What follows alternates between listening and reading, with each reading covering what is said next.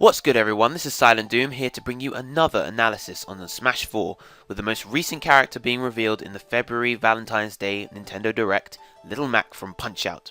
After a very cool comic style intro, a first for the Smash 4 as opposed to the CGI trailers we got for all the other newcomers, we dive into the actual gameplay, and straight off the bat we see Mac running towards the boxing ring, now newly adjusted so that all the Smash logos have been replaced with Punch-Out ones. From this, we can note two things. One is that he is a very fast character on the ground, probably with running speed close to the likes of Sheik or Zero Suit Samus. And two is that his centre of gravity is very low to the ground. This becomes even more apparent a bit later on. Mac then jumps up and pulls off what looks to be his side B near the ropes, a leaping overhead smash punch. Due to the distance travelled by the move, the fact that it is shown later on to be usable from the ground, and the fact that it travels a pretty large distance horizontally, I think it's safe to assume that it's his side B as opposed to an aerial or smash attack. He then dodges King Dedede's dash attack and throws out a couple of jabs. He chases him down, rolls behind him and throws out some more jabs, but this time following up with a super fast flurry of blows, which is shown also to be used on DK and Fox. Against Fox he ends the flurry with a quick uppercut. Interestingly, this is the first jab combo in Smash structured like this. Assuming it's an infinite looping jab, this is the first infinite jab that actually has a separate ending attack, whereas all the others just kind of terminate. This could potentially make Mac's jab string one of the more effective in the game. Even if it wasn't an infinite loop, it's still unique simply because of how many hits it deals. We then see Mac dealing some body blows against Marth, which we can safely assume to be his grab pummel. Speaking of which, I'd be curious to see what kind of throws Mac would have. Would they be quick combo stratas, or stronger finishing throws? We get another look at the side B. As mentioned before, this time it goes off the ground and it also travels a little bit further than before. The most interesting thing however is the start-up invincibility. Mac just bypasses through Mega Man's charged Buster Shot with ease. Another thing I find curious is that despite the fact that it is an overhead swing, it doesn't seem to meteor Mega Man, instead knocking him away and slightly up. If it meteored him, Mega Man would have most likely bounced off the ground. Main thing I can see this being used for is to help his approach against projectile users.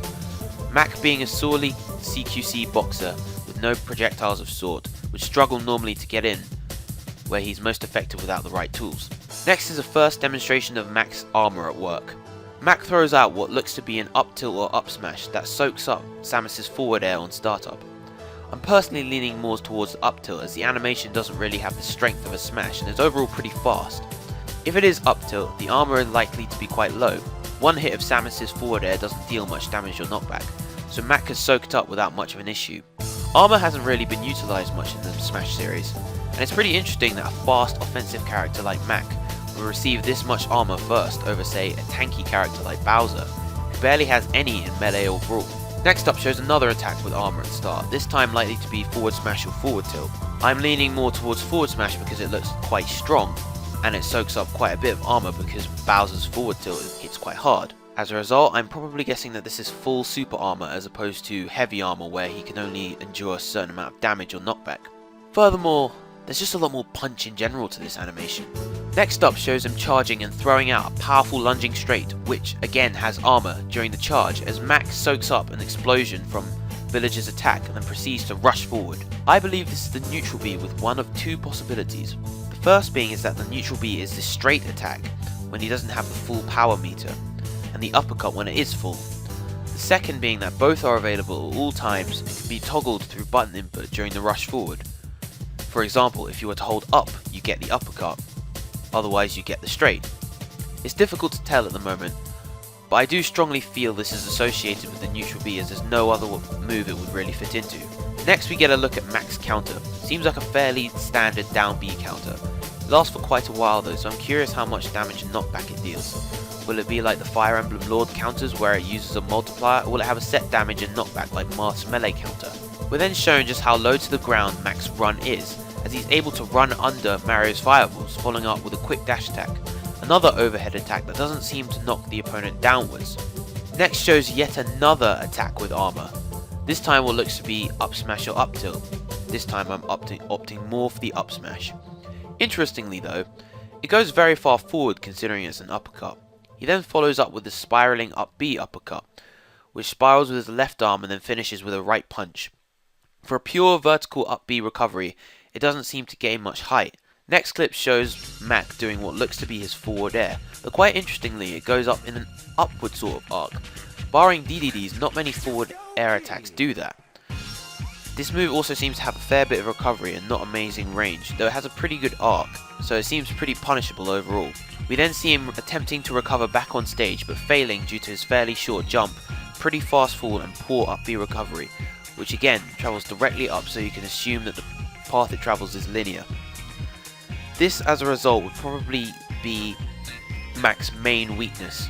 We then get a brief look at Mac's final smash, Giga Mac, which is a special transformation in Punch-Out Wii a player could achieve in multiplayer if they had the advantage. What kind of power up it will entail for him is unknown. The strength buff seems the most obvious, but what else could he get? Constant armor or invincibility like Giga Bowser or Wario Man? The final section is arguably the most interesting, and there's a lot of small details to catch. First of all, we get a clean look at the HUD for the first time. It's similar to Brawl, but sharper, cleaner, and with slicker fonts. We can see Mac's power meter above his HUD, which is empty at the start.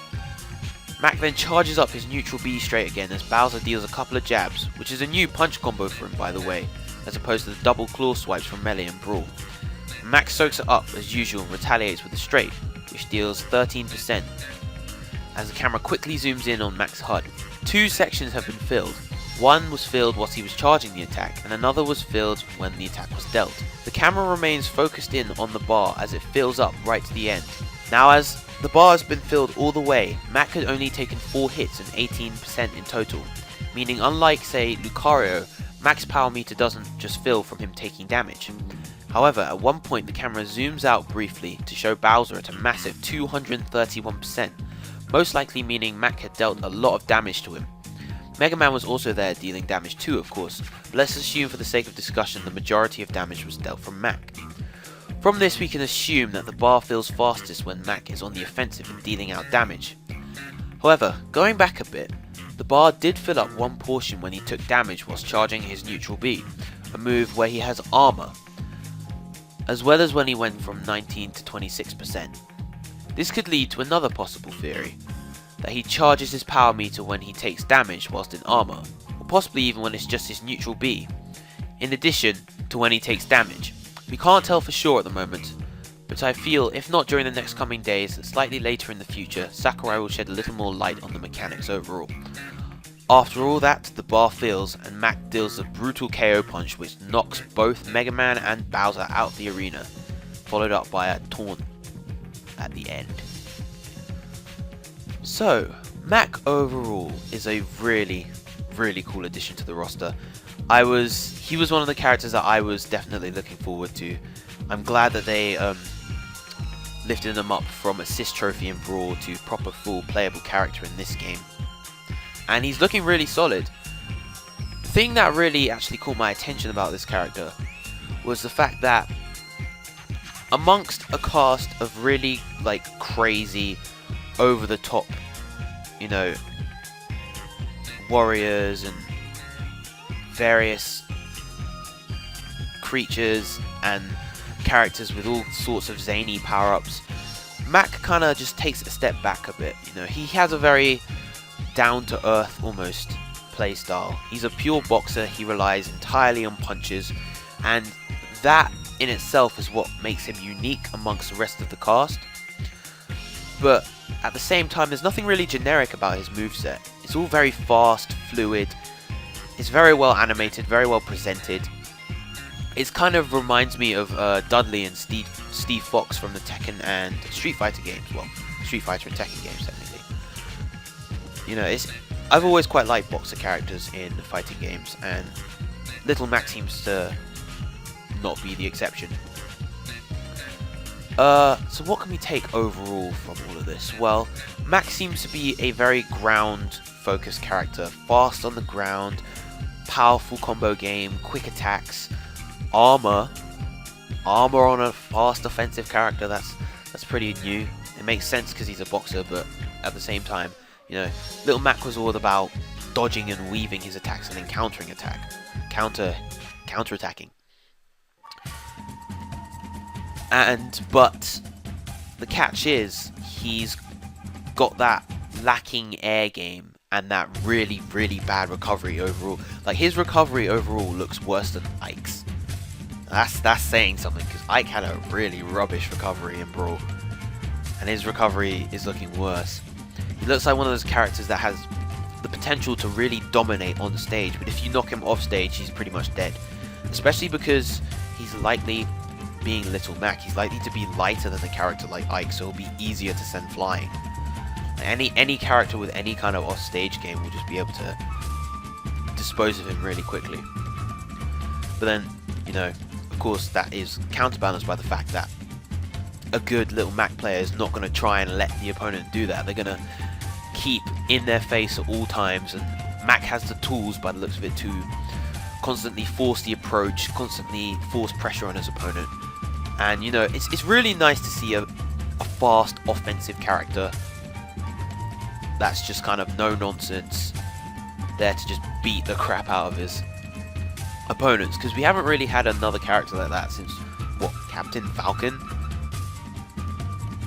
Yeah, like, Captain Falcon's really the only other one.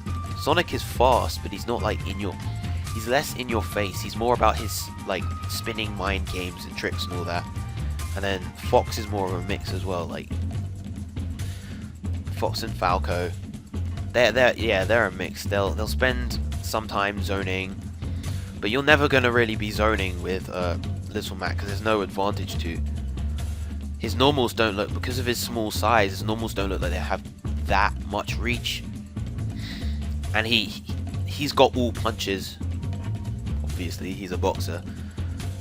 So that could lead to some interesting possibilities. Now, I've heard a lot of stuff about this whole one-hit KO thing. And honestly, I'm leaning on the side that it's not likely to be overpowered, because no one-hit KO move is. Like, the only one-hit KO moves in Smash really are Roy's Neutral B in Melee, when it was fully charged, Marth's Final Smash, which is an exception because it was a Final Smash, so they're meant to be overpowered, and like true one-hit KOs, like the Home Run Bat, and that's about it, which is also slow. Like, one-hit KO moves are very rarely overpowered, so I don't really see why this one will be. Until we know more about how it works, it's hard to assume, but going off what I know about, well, general design of fighting games and one-hit KO moves in games in general, they are very seldom, they're used very sparingly. Especially in one-on-ones. In free-for-all, you could probably get away with it. It's a bit like throwing out a Falcon Punch in a free-for-all. You're likely to land that in a free-for-all, but in a one-on-one, you'll very rarely get it unless you do a specific setup, like in Melee, the Sacred Combo. But I am digressing slightly, you know. I just like talking about Smash. Hope you guys enjoyed this analysis. I'm sorry that I lost any sort of professionalism near the end of the video, but what can you do? Anyway, thank you guys for watching. If you enjoyed this video, make sure to subscribe, like, leave a comment, and I will see you guys next time.